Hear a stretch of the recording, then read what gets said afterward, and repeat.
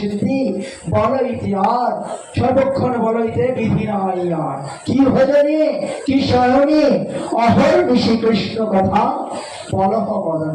মাগো, আজকে আপনাদের কাছে এসে করজোড়ে বিনতি করছি, আপনারা যারা এখনো নামকে আশ্রয় করেননি, যারা এখনো গুরু পদাশ্রয় করেননি, আপনারা গুরু পদাশ্রয় করুন, ভগবানের নাম করুন, কৃষ্ণ নাম করুন, গৃহে ভগবান গোবিন্দের মন্দির অর্চন করুন, সেই মন্দিরে নিত্য ভগবানকে ভোগ দিন। আপনি যা খাবেন তাই গোবিন্দকে নিবেদন করে প্রসাদ গ্রহণ করুন, নইলে এই দিন আর ফিরে পাবেন না। কারণ শাস্ত্রে বলছে নিজের জন্য যারা অন্ন পাক করে খায় তারা প্রতি ঘাসে ঘাসে কি করে, তাহলে ভগবান সারা বিশ্ব ব্রহ্মাণ্ডের মালিক, ভগবান আমাদের এত কিছু দিয়েছে, ডালপালা ফুল ফল শ্বাস প্রশ্বাস অক্সিজেন, ভগবান আমাদের সব দিয়েছে। কিন্তু ভগবানকে যদি আমি না দিই তাহলে আমি কি হয়ে যাব? আমি চোর হয়ে। এক বৃদ্ধ হসপিটালে ভর্তি হয়েছে, আপনারা জানেন হসপিটালে ভর্তি হলে অক্সিজেন দিতে হয়, অনেক সময় অক্সিজেন দিয়েছে। এইবার হসপিটাল থেকে বেরোনোর সময় রিসিপশনে গিয়ে টাকার বিল দিয়েছে, 50,000 টাকার বিল দিয়েছে। তো বৃদ্ধটা কান্না করছে, বৃদ্ধ ব্যক্তি। তো রিসিপশনে যারা আছে বলছে, কি ব্যাপার আপনি কান্না করছেন কেন? বলছে আপনার তো সুস্থ হয়েছেন, আপনার তো ভালো, আপনার তো কান্না করার কথা নয়। তা বলছে যে আমি কান্না করছি, আমি সুস্থ হয়েছি এই জন্য না, কান্না করছি ওই কালে বিল দেখে, বিল মানে অক্সিজেনের বিল দেখে আমি কান্না করছি। কেন?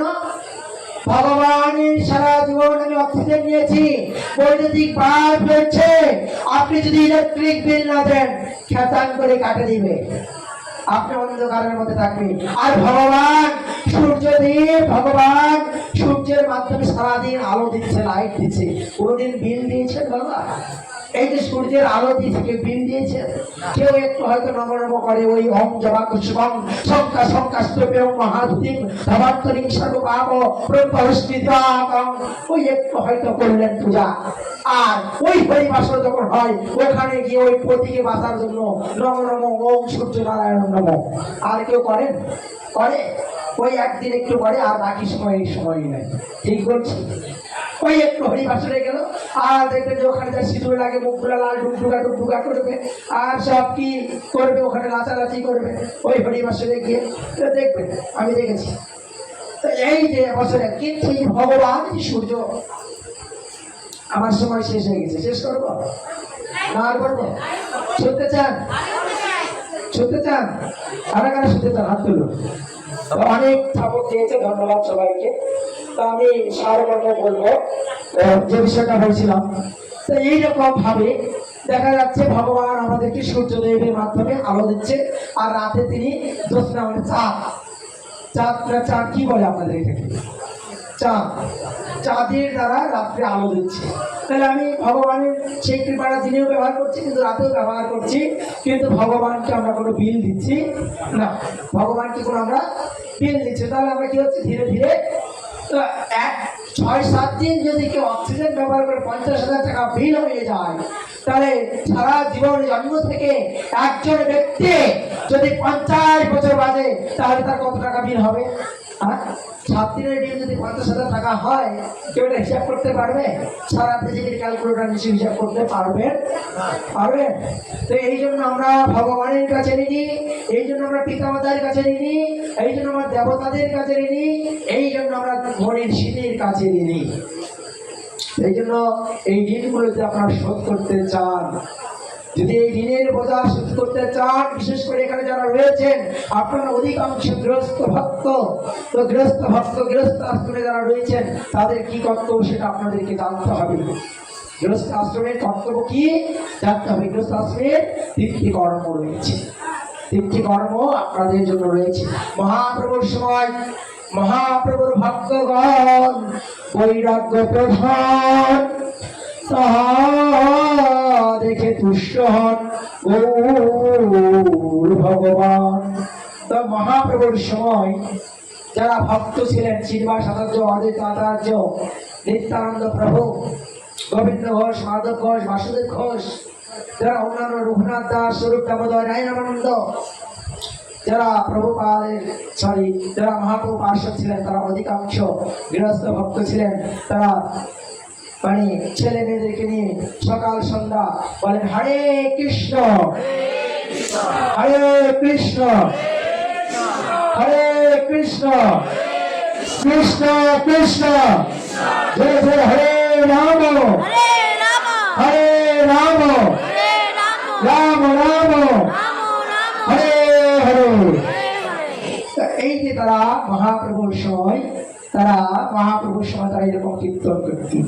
এই জন্য বলেছেন গৃহে বা বনেতে থাকো সদা হরি বলে রাখো, সুখে দুঃখে ভুলো রাখো বদনে হরি নাম করো। জীবন হইল শেষ নাম হইল ঋষিকেশ। ওরে মন হরি নামে করে সার, এ ভব সাগর হবে বালিচর, হাটিয়া হয়ে বিপার। ওরে মনুষ্য জনম লোভিয়া রাধা কৃষ্ণ না ভজিয়া, জেনে শুনে বিষ খায়। বিষয় বিষাণলি দিবানিশি হিয়া জলি, জুড়াইতে না করি উপায়। ব্রজেন্দ্র নন্দন যেই শচীসুত হইল সেই, বলরাম হইল নিতাই। পাপী তাপী যত ছিল হরি নামে উদ্ধার নিল, তাহারও সাক্ষী জগায় আর মাথায়। বুঝতে পেরেছেন? জগায় মাথায় এত পাপ করেছিলেন যে তারা পাপের বোঝাতে এত বেশি হয়ে গেছিল যে 20টা আলমারি ফাইল ভর্তি হয়ে গেছিল, তারা এত পাপ করেছিল। আমরা চাই বিশেষ করে আমি আলোচনা ইতি টানবো, কারণ আগামীকাল মঙ্গল আরতি আবার পরে পর্যায়ক্রম অনুষ্ঠান হচ্ছে এবং অনেক ভক্তরা এখানে সেবা করছেন এবং সেটি আমাদের জন্য রাত জাগার সমীচীন হবে না। আমি আলোচনা শেষ করব। তো আলোচনার শেষ পর্যায়ে আমি যে কথা বলতে চাই সেটি হচ্ছে যে বিশেষ করে কলিয়ত যুগের বিশেষ করে আপনারা যারা এই ভগবানের রাজ্যে ফিরে দিতে চান, তাহলে অবশ্যই আপনারা 5টা জিনিসকে আশ্রয় করবেন। এক হচ্ছে নাম আশ্রয় করবেন, ভাগবত আশ্রয় করবেন, সাধুসঙ্গ করবেন, ভগবানের মন্দিরে ভগবানের অর্চনা করবেন, আর মথুরা মণ্ডলে বা সেই 5টা আপনারা অবশ্যই করার চেষ্টা করবেন। আর 4টি নিয়ম রয়েছে। আমিষ আহার বর্জন করবেন, কোনো প্রকার আমিষ আহার, মাছ মাংস এগুলো বর্জন করবেন। কোনো প্রকার নেশা করা যাবে না, অবৈধ দ্রুত ক্রিয়া সঙ্গ বিয়া না করে কারোর সঙ্গে যৌন ক্রিয়া করা, ইত্যাদি ইত্যাদি। যদি তার লাইফে খারাপ শোনায়, তো এই যে বিষয়গুলো রয়েছে, দুটো আশপাশে খেলা এগুলো খেলা যাবে না। তো এগুলো হচ্ছে কলির চারা, এগুলোতে কলির প্রবেশ। তো কাজে আপনারা এগুলো বর্জন করবেন, গলায় মালা করবেন এবং জপমালা আছে। তো এই যে জপমালা আপনারা হরে কৃষ্ণ এই জপমালা আপনারা হরে কৃষ্ণ মহামন্ত্র জপ করবেন, কারণ এই কলিযুগে এই হরে কৃষ্ণ মহামন্ত্র এটা হচ্ছে একমাত্র ধর্ম। কারণ সত্য যুগে মানুষ 1 লক্ষ বছর বাঁচত, ত্রেতা যুগের মানুষ 10,000 বছর, আর দাপর যুগের মানুষ 1000 বছর, আর কলিযুগের মানুষের আয়ু 120 বছরের কম। তো এই জন্য আমাদের পিতামাতা চলে গেছে, তারা 50 বছর, 60 বছর, 100 বছর। কিন্তু এখন বর্তমান যুগে সরকার রাষ্ট্র ঘোষণা করেছে গড়ায়ু প্রায় 55-60 বছর। এই জন্য কখন আমরা কে চলে যাব আমরা জানি না। এই জন্য সময় থাকতে আমাদের এই হরে কৃষ্ণ মহামন্ত্র এটা একমাত্র পারের সম্বল, এছাড়া আর অন্য কোনো কিছু যাবে না। এই জন্য আপনারা হরিনাম করবেন এবং গৃহে প্রত্যেক দিন ভগবানকে ভোগ নিবেদন করে ভগবানের প্রসাদ খাবেন এবং 4টি পাপ কর্ম আপনারা বর্জন করবেন। আর আমাদের এই কলিযুগে ধ্যান করার পন্থা নেই, কারণ এই কলিযুগের অল্প আয়ু। শাস্ত্রে বলেছে প্রাণনা অল্প আয়ুষে সব্বিন কলামস্মিন যুগে জনা বন্ধ ভাগ্য সমুদ্র মতে অভদ্রতা। বিশেষ করে কলিযুগের মানুষরা অল্প আয়ু এবং রোগ শোক জ্বালাব্যাধি সংক্রান্ত কলহ প্রিয়। আমরা ঝগড়া করতে পছন্দ করি। এখন এখানে ভক্ত নেই, এখন একটা ঝগড়া মারামারি হোক, সেখানে দেখবেন যে ওইখানে হাজার লোক সেখানে গিয়ে সমবেত হবে। কেন? তারা ওইটা শুনতেই বেশি পছন্দ করে।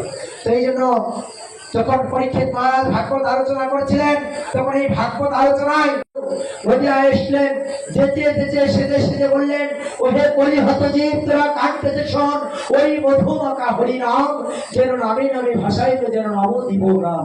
আজকে নদীয়ার নবদ্বীপ সারা বিশ্বে, আজকে আন্তর্জাতিক কৃষ্ণ ভাবনামৃত সংঘ ছিল প্রভুপাদের কৃপায় সারা বিশ্বে 200টি দেশে 6টি উপমহাদেশে আজকে এই হরিনাম প্রচার হচ্ছে। আজকে যে এই শেরপুরবাসী আপনারা রথ টানছেন, এই রথ সর্বপ্রথম ছিল প্রভুপাদ 1965 সালে আমেরিকাতে গিয়েছিলেন এবং প্রভুপাদের একজন শিষ্য তিনি দোকানে গিয়েছিলেন, দোকান থেকে ছোট্ট একটি বিগ্রহ পেয়েছিলেন, সম্ভবত বলদেব কি সুভদ্রা মহারানী। তখন সেটি প্রভুপাদকে নিয়ে এসে দেখালেন। প্রভুপাদ বলছে ওইখানে আরো দুটি রয়েছে, তুমি যাও সেখান থেকে নিয়ে আসো। পরবর্তীতে সেখানে গেলেন, সেই ছোট্ট একটি দোকান ঘরে সববারে কিনতে পেয়েছিলেন মালতী দেবী দাসী নামে এক ভক্ত, তিনি পেয়েছিলেন, সেইটা সেখান থেকে নিয়ে আসলেন এবং প্রভুপাদ সেটাকে প্রণাম করলেন। এবং প্রথম 1965 সালে সান ফ্রান্সিসকো শহরে, আমেরিকার শিকাগো শহরে ছিল প্রভুপাদ এই রথযাত্রার শুভ সূচনা করলেন। তখন কিন্তু এত জাঁকজমকপূর্ণ ছিল না, ছিল প্রভুপাদ টাকে করে।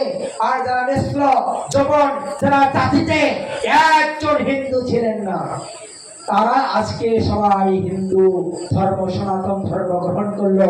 আপনার আমার এই হরিনাম জপ করছে, কিন্তু রঙ্গভরা বঙ্গদেশের মানুষ আমাদের পেটে হাতি উঠলেও আমাদের কোনো ঘুম ভাঙবে না। আমরা কুম্ভকর্ণের মতো জেগে আছি। কুম্ভকর্ণ কতদিন ঘুমায়? কয় মাস ঘুমায়? আওয়াজ করে বলুন। 6 মাস ঘুমায় আর 6 মাসে। তো আমরা এমনই কুম্ভকর্ণ হয়ে গেছি যে আমরা পেটে হাতি চড়লেও আমাদের ঘুম ভাঙে না। ক্যামেরাটা ওদিকে দেখো, আমাদের পেটে হাতি উঠলেও আমাদের ঘুম ভাঙে না, ঠিক আছে? তা আমরা এতই মন্দ গতি, মন্দ ভাগ্য।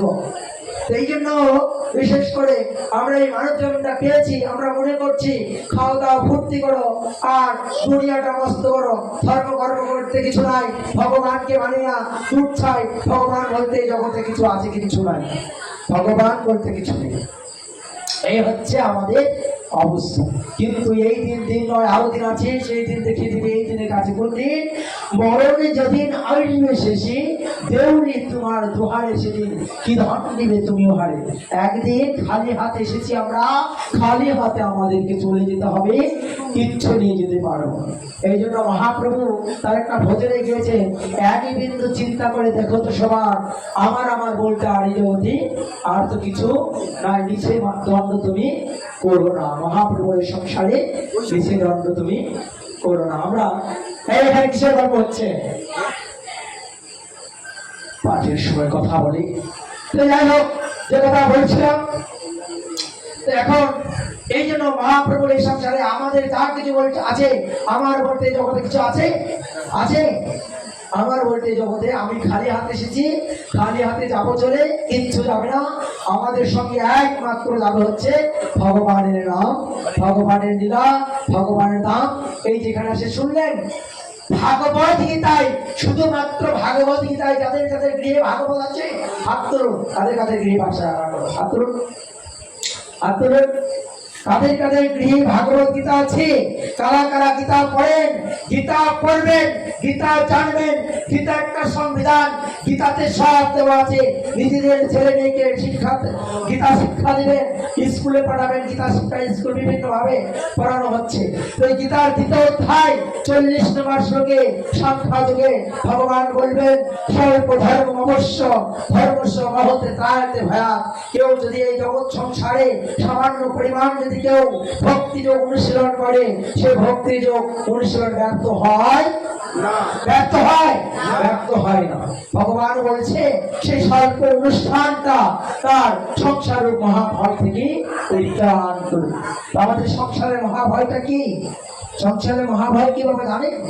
সংসারের মহাভয় হচ্ছে জন্ম, মৃত্যু, জরা ব্যাধি। এগুলো আমরা কেউ চাই না। এখানে কেউ চান যে কারো মরণ হোক? কেউ চান? আপনারা কেউ চান আমাদের মরণ হোক? কেউ করতে চান? হাত তুলুন, হাত তুলুন।